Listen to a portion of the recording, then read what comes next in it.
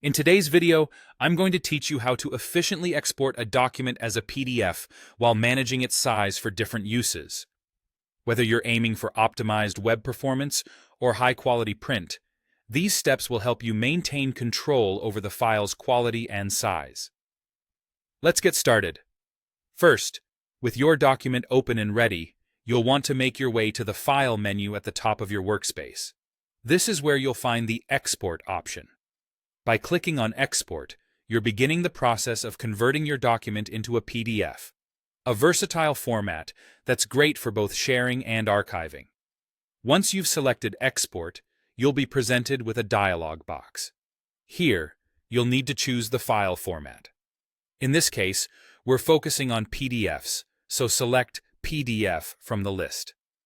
With that simple selection, you've taken an important step toward preserving your document in a universally accepted format.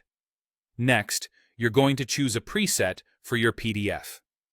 This is crucial because the preset determines the baseline for how your document will appear and perform. You'll typically see options like PDF for web or PDF for print. If your document's primary use is online, PDF for web is a great choice due to its emphasis on smaller file sizes and quick loading times. On the other hand, if you're preparing your document for physical distribution, PDF for print might be the more suitable option for high-quality output. Now let's dig a bit deeper into the export settings by clicking on the Advanced or more detailed section of the dialog. Here, you'll discover additional settings that give you more control over the file size and quality. This is an excellent opportunity to fine-tune the export according to your needs. Let's start by addressing image downsampling. In this setting, you have the option to lower the dots per inch (DPI) of raster images or set images above a certain threshold to be reduced.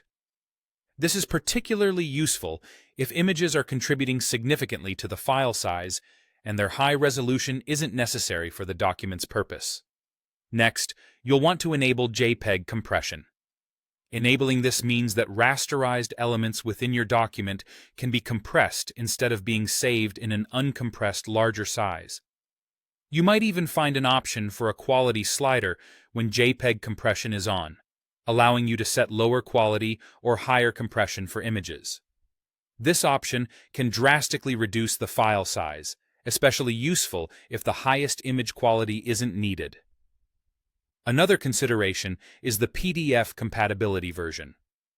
Opting for an older version, like PDF 1.4, can sometimes reduce the file's overhead if you don't require the latest features offered by newer versions.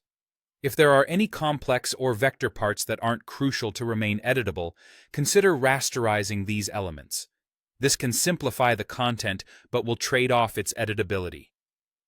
Before finalizing everything, take a moment to preview or check the estimated file size if this option is available. This gives you a clear idea of how your adjustments are impacting the overall size of the file.